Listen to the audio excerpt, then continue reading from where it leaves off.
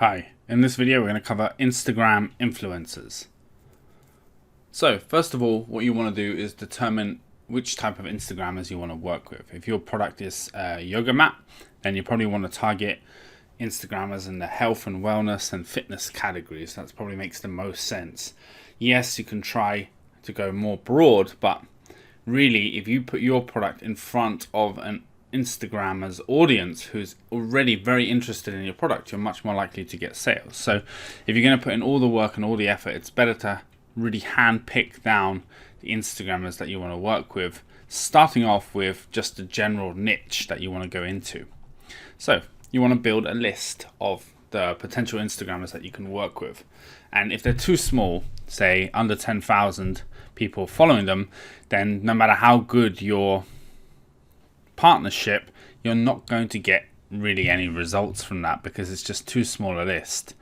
Anyone with a couple of thousand followers, yes, it's great. If they're a friend of yours and they'll do it for free, then yes, promote your product there. But to pay someone or to give them free samples if they've only got a couple of hundred followers doesn't really make sense. You want to aim a little higher.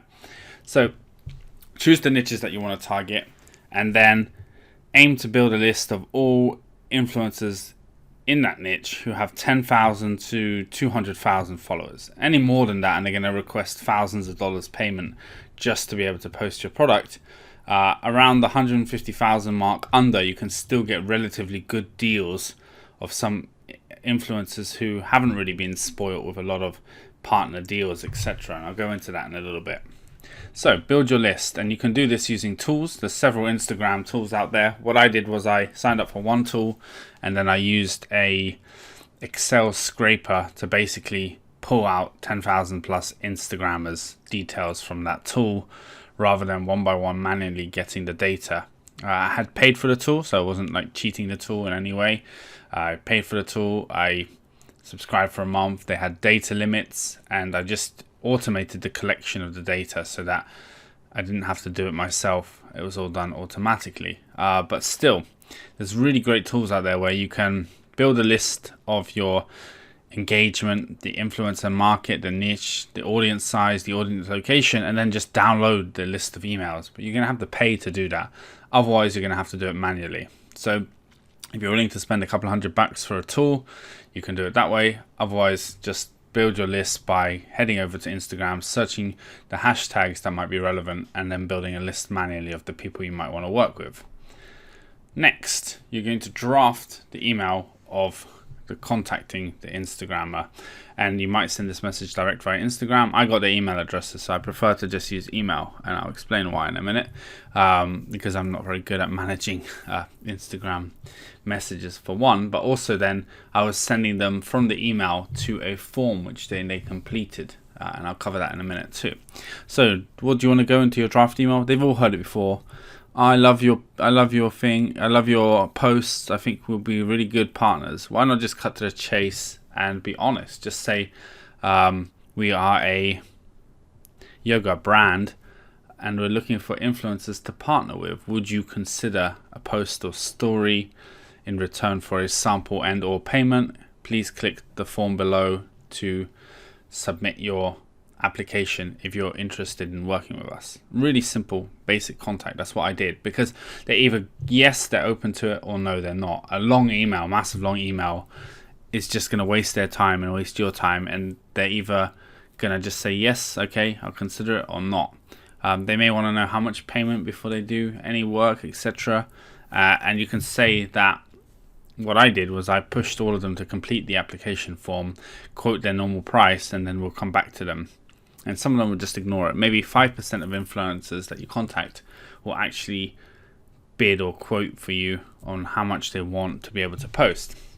So what I used was a program called TYPEFORM. Made it really easy. So I asked every Instagrammer to put in their account name, their email, how many followers, the cost for a story, the cost for a post.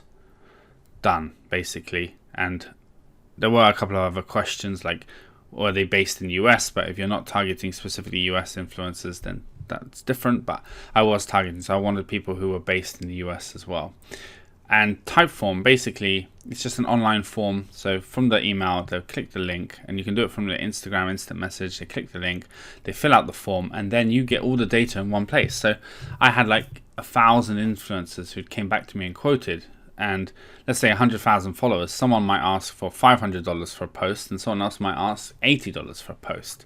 So by having all of the people submit the form, and I can have all the influencers in a long list, I could pick the ones that were the cheapest and test those out. So that's the next stage, right? So you've got all your influencers come back, they've all quoted, they've all bid. Then really what I was looking at was to see which ones were the most relevant to my audience and the best price to start with, because it was new for me at the time. So I didn't want to spend $1,000 on an influencer not knowing how it's going to perform on, and not really being sure of the process. So start small. Start with someone with 20,000 followers, pay them $30, give them a free sample of your product, and then also map out exactly what you want them to do in the post. Talk about the product, show the logo, don't cover the product, make sure there's good lighting, just suggestions. And you can build a list of this to start with, and then you can improve. Each post you do on Instagram, you know how to do the next one better, because you watch the performance of the Instagrammer, and you can say, oh, that was a good idea. Don't be too restrictive. If you tell them you have to do exactly A, B, C, and D, you leave none of the creativity and nothing that resonates with their audience. These people have built up their audience because they're them. So what you want is some guidelines of things that they can do, but then you want them to use their own words to describe your product. So you've selected who you want to work with. I would say just start with one Instagrammer. Launch the post or the story and see how does it look like. Did they perform to your expectations? Did they show the product in a good way? How did they display the product? What did they say? What were good points? What were bad things? That's what you want to look at, so you can learn for the next influencer. And you also want to measure the results. So from that post, how many people went and actually bought your product? And what you can do is set up a coupon in Amazon specifically for that Instagrammer, so then you can track how many people went across and purchased the product as a result of the promotion. And at the beginning you might get really terrible results, you might not get any results at all, but that's why you want to start small, not pay too much, and just build up your requirements for what the Instagrammers should do, who you work with, and then testing larger and larger accounts until you hit the bigger numbers too. But there are still Instagrammers who will post a story or post a post about your product just in return for a free sample of the product, and they have 50,000 followers. So they are out there. You just have to do the legwork in building the list of them. And I found that across, say, 30 Instagrammers promoting the same product, some got really great results and some were just terrible results. So you have to expect that some of the money that you spend on these influencers isn't going to go anywhere, and some is going to drive traffic. And the ones that did drive traffic, I then did a follow-up post again with. Why not? Their audience resonates with the product. There's no issue in then doing a follow-up post 3 or 6 months later, because that same audience is going to be interested in your product too, and you've already proven to get results. But really, the whole influencer space is just a trial and error, seeing what works, start small, build up. And if you can become good friends with a couple of the influencers that you work with, for example, we were giving one Instagrammer several units free of the product in return for a post, and they had 200,000 followers. So we weren't paying anything really, because they really liked the product and they wanted to give it to their friends too.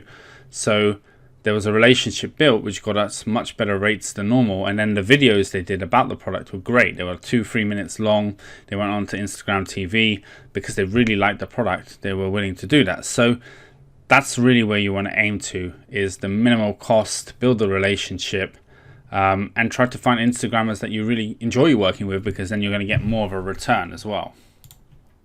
Are you looking to grow your Amazon business? Zillionaire is the best Amazon metrics software. It has dozens of great features, including real-time profit and loss, inventory management, Amazon PPC ad optimization, custom dashboards, and much, much more. Head on over to zillionaire.com and sign up today. The link is in the description below.